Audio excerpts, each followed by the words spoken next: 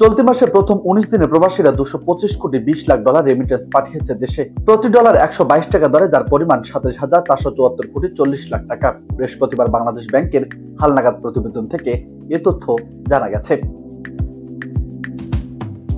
তথ্য অনুযায়ী মার্চের প্রথম ১৯ দিনে দেশে যে রেমিটেন্স এসেছে তা গত বছরের তুলনায় ৭৮% বেশি। গত বছর একই সময়ে রেমিটেন্স এসেছিল ১২৬ কোটি ২০ লাখ টাকা।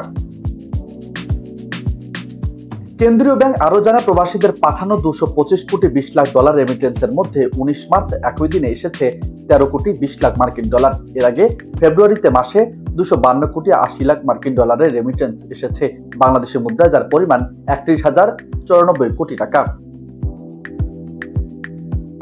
গত বছরের জানুয়ারিতে ২১১ কোটি ৩১ লাখ ৫০ হাজার, ফেব্রুয়ারিতে ২১৬ কোটি ৪৫ লাখ ৬০ হাজার, মার্চে ১৯৯ কোটি ৭০ লাখ ৭০ হাজার, এপ্রিলে ২০৪ কোটি ৪২ লাখ ৩০ হাজার, মে মাসে ২২৫ কোটি ৪৯ লাখ ৩০ হাজার এবং জুনে ২৫৩ কোটি ৮৬ লাখ।